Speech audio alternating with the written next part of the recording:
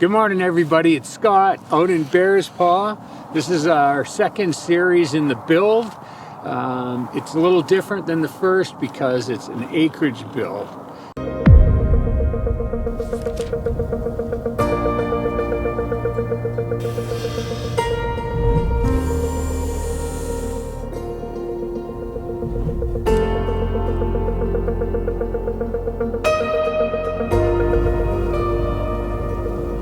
This model is the Ember. It's a custom design for Jody and Kelly Clark. And it's in our Chronicle series. It's a bit of an expansive, wide-reaching home. It's oftentimes nestled into some trees, but can be put out on a prairie somewhere. It's about more of a connection with the earth. It's how we see people living inside of their home. It's about family. It's lots of living space for family. But we cut the road in the other day, which is a big job. We've just poured the footings. I've got some cribbers down there. They're about to start. With acreages, you have a lot more flexibility. At least you're allowed to do certain things that you cannot do in the city or a town. Anyways, come on, let's go see what's going on down there.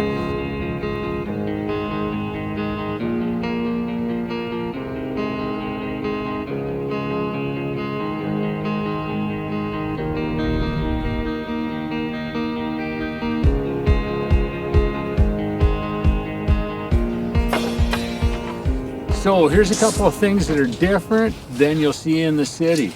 Now, this is on an acreage, but it's on a water co-op, Bearspaw Water Co-op.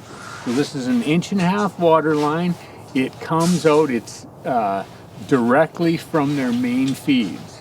So here's something that we do, a lot of guys do not do. This is called a tracer wire. So this has got copper in it, so it's easy to figure out where this plastic is. You can actually do locates on it. So some acreages, they have their own water wells, which is a whole different thing that I can explain to you at some point when we're doing one.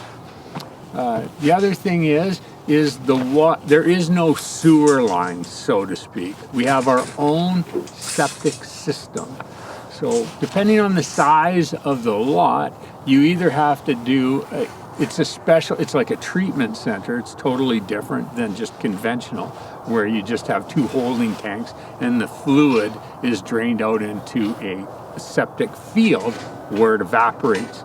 This one does something similar, but the water itself is treated with air, and anyways, it's different. So you can see the guys have got the footings in here. These footings are 8-inch. There's steel in there. So the steel is the rebar, and that is for the tensile strength. Concrete has relatively no tensile strength, which means it can break if there's a hole, and that's what the steel does, is holds it all together.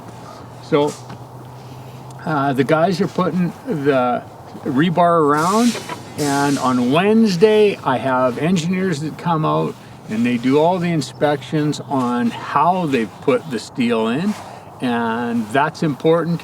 It not only for the wall strength, but it's important for our inspections to make sure everybody's done the correct job. So.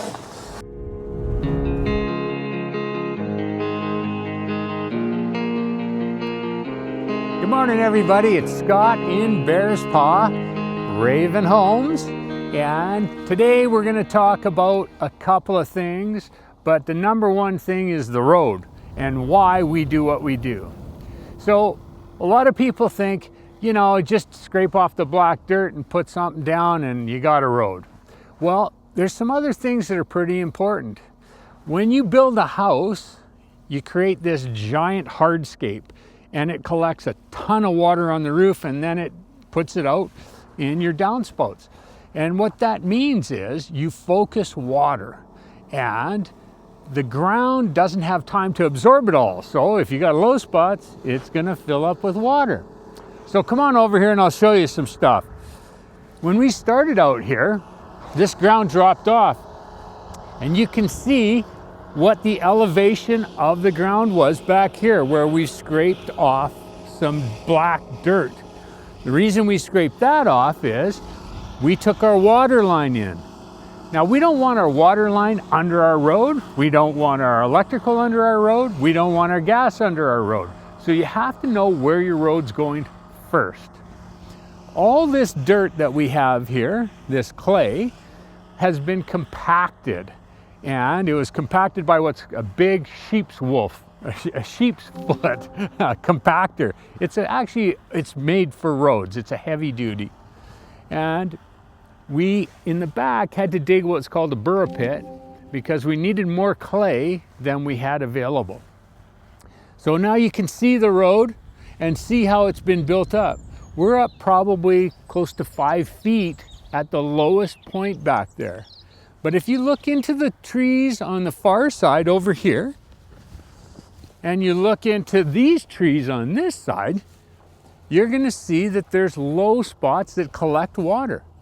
Well, now that we have this big house here, that water's gonna run into those spots, and it's gonna take longer for the earth to absorb that water. So we think it's super important what you do with your road. Yes, it costs more money, but it's a lot better to spend the money and to be able to get into your house than to have your road all just a road away, because that gets all soft under there, and when you drive, you create these big holes. So that's the house. On the sides is where all our water is going to collect. And you can see if we didn't build this up, the road would be down in that low spot. Not very good. So your services, know where your road is, dig your services in, make sure they're not under your road, and then you're ready. So now we're gonna have some pretty heavy trucks coming in here today because we're pouring that basement. So we've got our pump, and then we're gonna have trucks full of cement. And you'll be able to see that this road stands up to those heavy trucks. And if it'll stand up to those, it'll be okay for your car.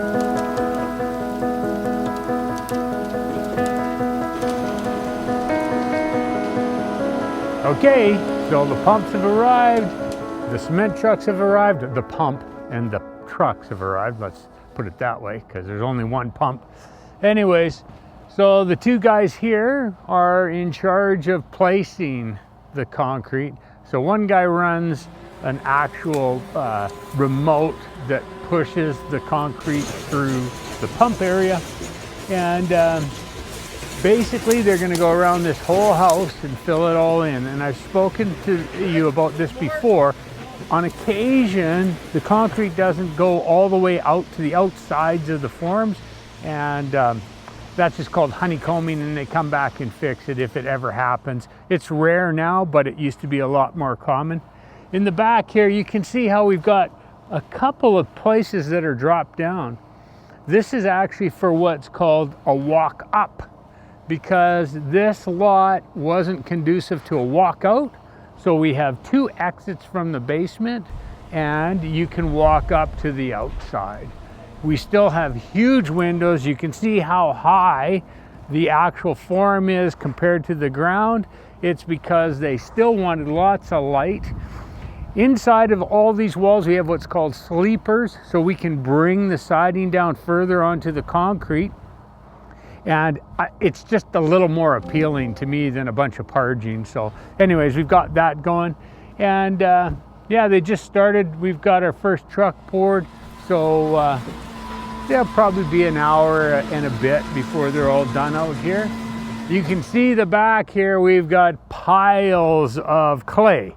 And so of course we're gonna use that to backfill everything.